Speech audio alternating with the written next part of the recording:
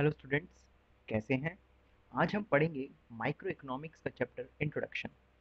इस चैप्टर में हम सीखेंगे कि इकोनॉमी क्या होता है, इकोनॉमी से related terms scarcity, economic problem और माइक्रो एंड मैक्रो इकोनॉमिक्स के बीच में डिफरेंस।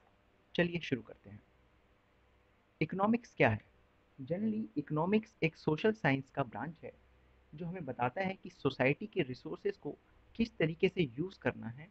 क्योंकि रिसोर्स क्या है, रिसोर्सेज आर लिमिटेड। रिसोर्स की जो क्वांटिटी है वो लिमिटेड है और ह्यूमन की वांट्स जो है वो अनलिमिटेड है।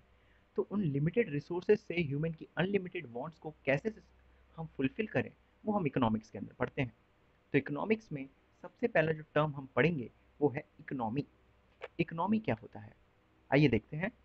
Economy is a system which provides people the means to work and earn a living. Economic एक वो जरिया है जिसके द्वारा लोगों को काम करने का और उससे कमाने का एक साधन मिल जाता है। जैसे कि factories, mines, shops, offices, flyovers, आप देख सकते हैं ये सारी जगहों पे काम होता है। यहाँ पर कुछ ना कुछ गुड्स एंड सर्विसेज प्रोड्यूस होती है और गुड्स एंड सर्विसेज के प्रोड्यूस होने के साथ साथ यहाँ लोगों को कमाने का साधन भी मिलता है। तो अगर मैं इन सारी ऑर्गेनाइजेशन को एक साथ मिला दूँ तो all these organisation collectively called an economy. इन सारी ऑर्गेनाइजेशन को एक साथ हम क्या बोलेंगे? इकोनॉमी बोलेंगे। तो आप समझ ही गए होंगे कि इकोनॉमी क्या है। Economy is a system which provides people the means to work and earn a living. अब इकोनॉमी क्यों हम पढ़ते क्यों हैं? इकोनॉमी को पढ़ने का एक मेन कारण है, वो है स्कैरसिटी। ये स्कैरसिटी क्या होता है? देखिए, स्कैरसिटी को अगर हम हिंदी में जानें तो स्कैरसिटी का अर्थ होता है कमी। It refers to the limitation of supply in relation to the demand of a commodity.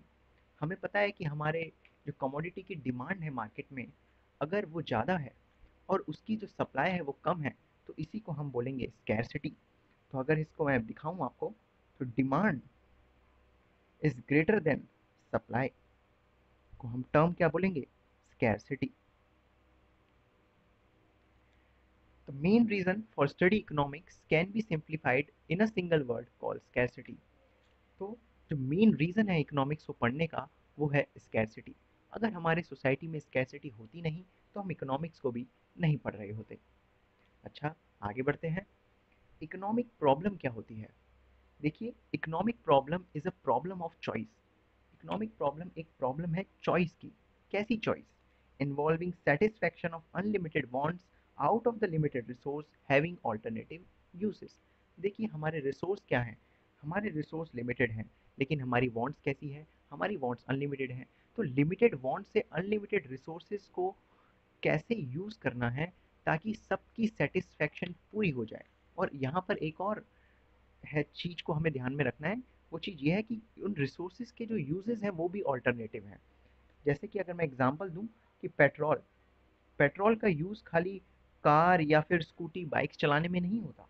Petrol का यूज़ बहुत सारी चीज़ों में भी होता है, चाहे वो फैक्ट्रीज हो, चाहे वो कोई मशीनरी हो, तो बहुत जगह पेट्रोल का यूज़ होता है। तो अब पेट्रोल क्योंकि एक लिमिटेड रिसोर्सेज है, लेकिन पेट्रोल की वांट अनलिमिटेड है, तो उस लिमिटेड रिसोर्स की अनलिमिटेड वांट को कैसे हमें यूज़ करना है, ऑल्टरनेटिव यूज़ उसका कैसे करना है ताकि सेटिस्फैक्शन सबको सही मिल सके।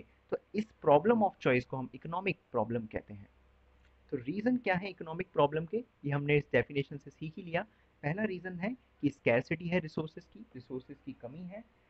दूसरा, अनलिमिटेड ह्यूमन वांट्स, ह्यूमन की वांट्स अनलिमिटेड है। आपने देखा होगा जैसे भी किसी एक ह्यूमन की वांट सेटिस्फाई हो जाती है, वो अपनी दूसरी वांट को ले आता है।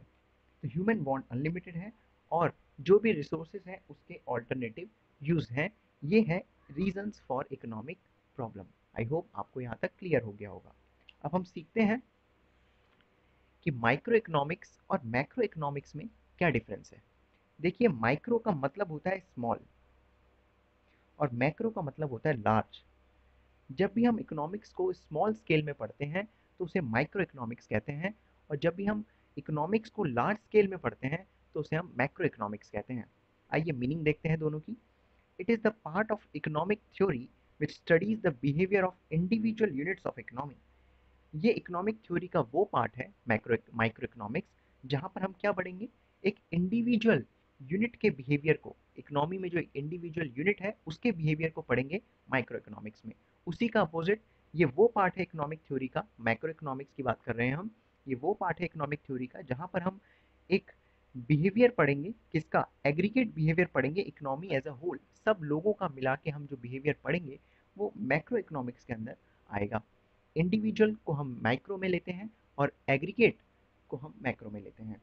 टूल्स, किस चीज़ का यूज़ करते हैं माइक्रो इकोनॉमिक्स में हम स्टडी करने के लिए, डिमांड एंड सप्लाई का यूज़ करते हैं। मैक्रो इकोनॉमिक्स में हम एग्रीगेट डिमांड और एग्रीगेट सप्लाई का यूज़ करते हैं। एग्रीगेट का मतलब होता है टोटल।